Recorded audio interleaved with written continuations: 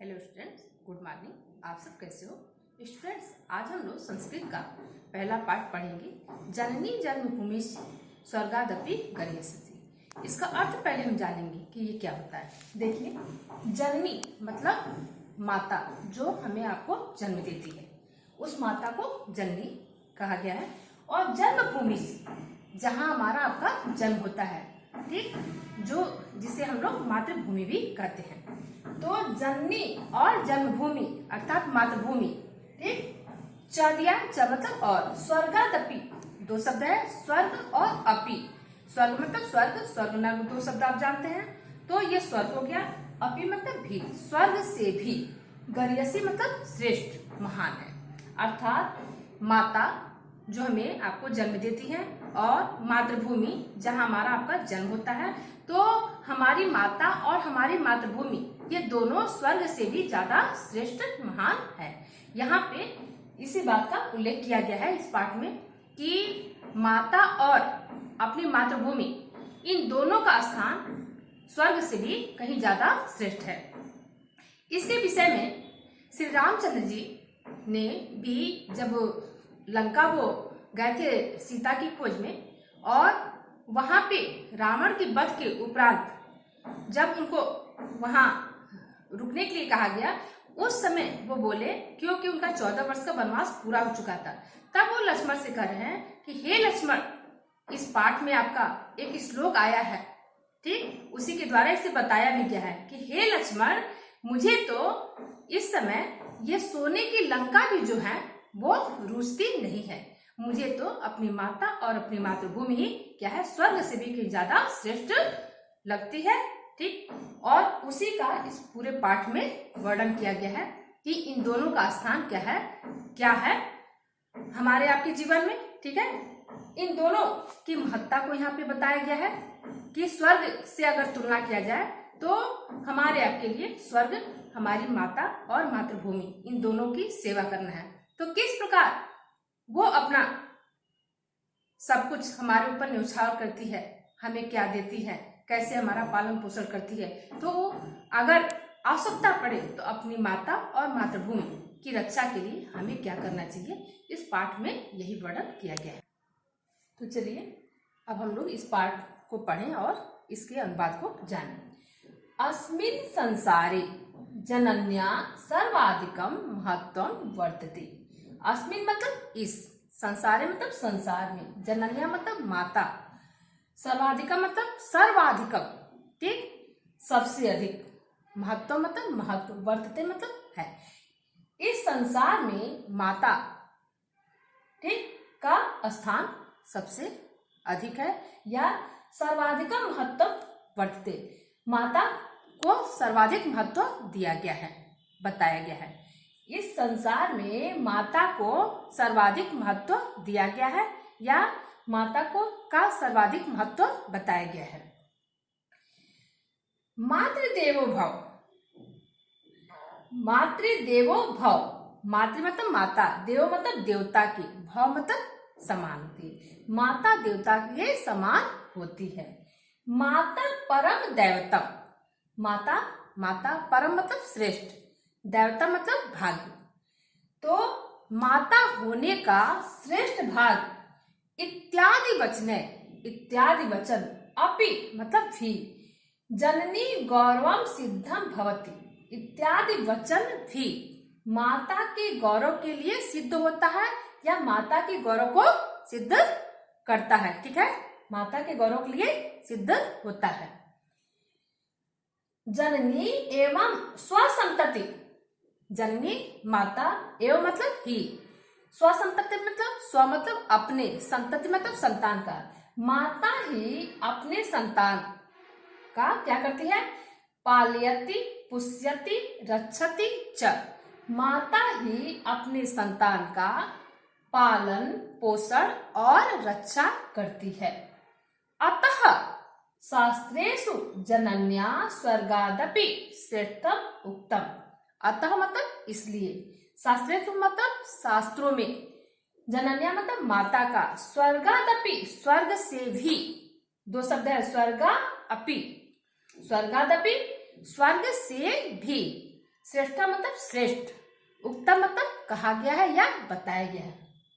अतः इसलिए शास्त्रों में जनन्या माता को स्वर्ग से भी श्रेष्ठ कहा गया है या बताया गया है। फिर देखिए इसका अनुवाद बताते इतने में, अस्मिन् संसारे मतलब इस संसार में माता का सर्वाधिक महत्व है। मातृदेवो भव, माता देवता के समान होती है। माता परम देवतम, माता होने का परम मतलब श्रेष्ठ, देवता मतलब भाग, माता होने का श्रेष्ठ भाग इत्यादि वचन, इत्यादि वचन भी अपी दिया है, भी इत्यादि वचन भी माता के गौरव को सिद्ध होता है या माता के गौरव के लिए सिद्ध होता है। जननी एवं संतति, माता ही अपने संतान का पालन पोषण और रक्षा करती है। अतः शास्त्रेषु जनन्या, इसलिए शास्त्रों में भी माता को स्वर्ग से भी श्रेष्ठ कहा गया है या बताया गया है। तो एक पैरा आपका हो गया। अब हम लोग दूसरे पैरे पे आए। यथा जननी सर्वेषां पूज्या मान्या च भवति तथैव जन्मभूमिरपि मातृवत् सर्वेषां पूज्या मान्या च वर्तते। यथा मतलब जैसे, जननी मतलब माता, सर्वेषां मतलब सबकी, पूज्या पूज्य, मान्या मान्य, च और भवती मतलब होती है। तो जैसे माता सबकी पूज्य और मान्य होती है, तथैव दो शब्द है, तथा धन एव, तथैव वैसे ही, यथा मतलब जैसे, तथा मतलब वैसे, तो वैसे ही जन्मभूमि रपि, तीन शब्द है, जन्मभूमि रपि अपि, अर्थात वैसे ही जन्मभूमि भी, अपि मतलब भी, वैसे ही जन्मभूमि भी मातृवत, माता के सर्वेषां समान, माता के समान या सबकी, सर्वेषां सबकी, वैसे ही जन्मभूमि भी मातृवत, माता के समान सबकी, पूज्या मान्या च वर्तते, सबके लिए पूज्य और मान्य है। ठीक है, क्या हुआ, जैसे जन्मभूमि सबके लिए पूज्य और मान्य होती है, वैसे ही जन्मभूमि भी माता के समान सबके लिए पूज्य और मान्य है। यथा जननी दुग्धादि दाने स्वसंतति पाल्यते तथैव जन्मभूमि सस्यादिभि जनान पाल्यते पुष्यति च। यथा जैसे, जैसे जननी माता दुग्धादि, दुग्ध आदि, दुग्ध और आदि, ठीक, तो जैसे माता दूध आदि, दुग्ध संस्कृत में कहा गया है, हिंदी में दूध हो जाता है, तो जैसे माता दूध आदि दाने दान देकर स्वसंतति, अपने संतान का, स्व मतलब अपने, संतति मतलब संतान का, अपने संतान का, पाल्यते अपने संतान को पालती है, जैसे माता दुग्ध आदि दान देकर अपने संतान को पालती है, तथैव वैसे ही, तथादन एव, तथैव वैसे ही जन्मभूमि, जन्मभूमि भी, सस्यादि भी मतलब अनाज आदि, वैसे ही जन्मभूमि भी अनाज आदि, जनान मतलब लोगों को, अनाज आदि लोगों को देकर क्या करती है, ठीक, पाल्यते पुष्यति च, लोगों का पालन और पोषण करती है। ठीक, क्या होगा, पूरे का फिर से अर्थ देखेंगे। यथा जननी सर्वेषां पूज्या मान्या च भवति, यथा जैसे माता सबके लिए पूज्य और मान्य होती है, ठीक है, सबके लिए पूजनीय और माननीय होती है, तथा वैसे ही जन्मभूमि रपि, वैसे ही जन्मभूमि भी मातृवत, माता के समान, सर्वेषां सबकी, माता के समान सबकी पूज्य और मान्य है। जैसे जननी सबके लिए पूज्य और मान्य होती है, वैसे ही हमारी मातृभूमि भी जो है वो सबके लिए माता के समान पूज्य और मान्य है।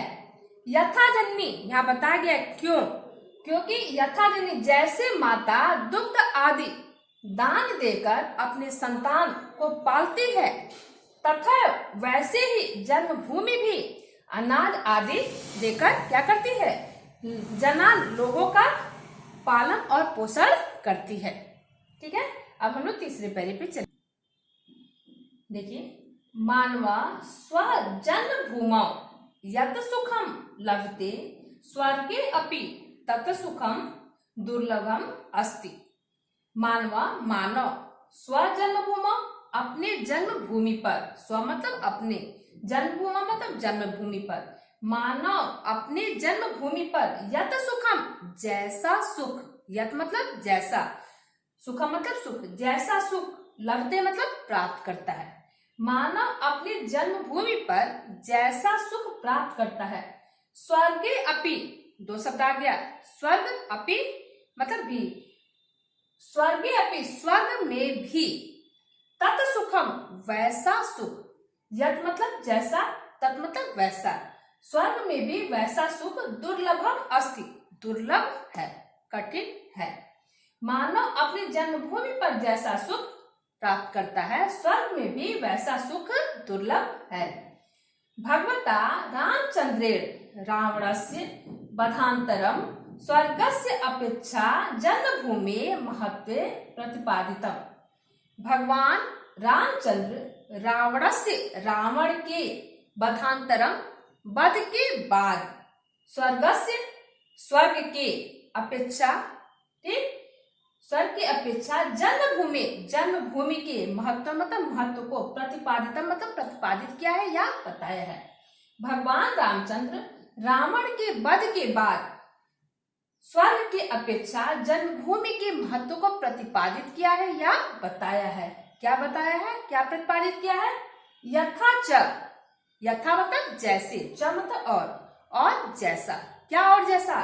तो अब नीचे आपको श्लोक के द्वारा बताया गया है कि इसके विषय में वो क्या बताए हैं कि स्वर्ग की अपेक्षा हमारी माता और मातृभूमि का क्या स्थान है, वो क्या कहते हैं और किससे कहते हैं। अब इसको हम श्लोक के द्वारा जानेंगे, इसके पहले इसको हम फिर से एक बार अर्थ जाने। मानवा स्वजन्मभूमौ यत् सुखम, मानव अपने जन्मभूमि पर जैसा सुख प्राप्त करता है, स्वर्गे अपि तत् सुखम दुर्लभम अस्ति। मानव अपने जन्मभूमि पर जैसा सुख प्राप्त करता है, स्वर्ग में भी वैसा सुख दुर्लभ है। भगवान रामचंद्र रावण के वध के बाद स्वर्ग की अपेक्षा जन्मभूमि के महत्व को प्रतिपादित किया है या बताया है।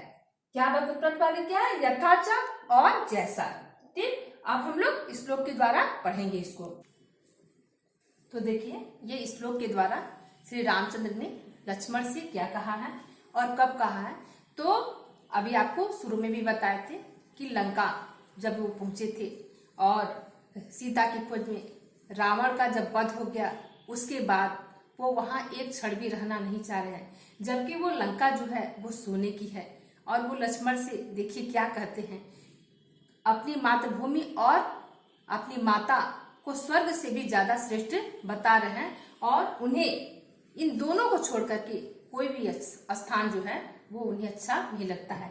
सोने की लंका होते हुए भी उन्हें वो चीज रुचता नहीं है। क्या कहे हैं, अपि स्वर्णमयी लंका न में लक्ष्मण रोचते, जननी जन्मभूमिश्च स्वर्गादपि करिष्यसि। अपि मतलब भी, स्वर्णमयी सोने से जड़ी या सोने की बनी हुई, लंका लंका, न में नहीं, में मतलब मुझे, लक्ष्मण से कर रहे हैं, लक्ष्मण को संबोधित कर रहे हैं, रोचते मतलब रुचती है। क्या कर रहे हैं, हे लक्ष्मण मुझे यह सोने की लंका भी नहीं रुचती है, नहीं अच्छी लगती है। क्यों, तो जननी जन्मभूमिश्च स्वर्गादपि करिष्यसि, मुझे तो अपनी माता और मातृभूमि ये दोनों स्वर्ग से भी कहीं ज्यादा श्रेष्ठ महान लगती है। ठीक, उसको छोड़कर मुझे ये सोने की लंका भी जो है वो रुचती नहीं है। अब हम लोग इतने का फिर से केवल हिंदी अनुवाद जानेंगे। तो देखिए, यहां से हम शुरू कर रहे हैं। इस संसार में माता का सर्वाधिक महत्व है। माता देवता के समान होती है। माता होने का श्रेष्ठ भाग्य इत्यादि वचन भी माता के गौरव को सिद्ध होता है या माता के गौरव के लिए सिद्ध होता है। जननी एवं संतति, माता ही अपने संतान का पालन पोषण और रक्षा करती है। अतः शास्त्रेषु जनन्या, अतः इसलिए शास्त्रों में भी माता को स्वर्ग से भी श्रेष्ठ कहा गया है या बताया गया है। फिर यहाँ से देखिए, यथा जननी, जैसे माता सर्वेषां सबकी पूज्य और मान्य होती है, जैसे माता सबकी पूज्य और मान्य होती है, वैसे ही जन्मभूमि भी माता के समान सबकी पूज्य और मान्य है।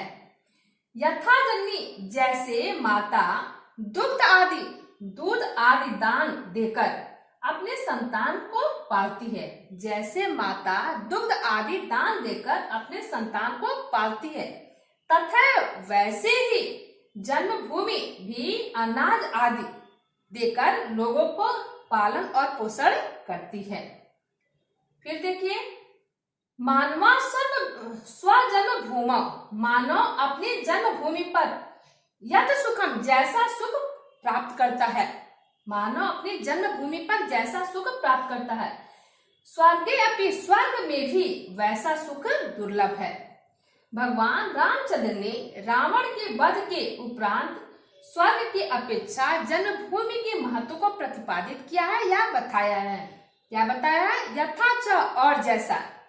हे लक्ष्मण, मुझे तो यह स्वर्णमयी लंका भी अच्छी नहीं लगती है या रुचती नहीं है, मुझे तो अपनी माता और मातृभूमि भी, ये दोनों स्वर्ग से भी कहीं ज्यादा श्रेष्ठ महान लगती है।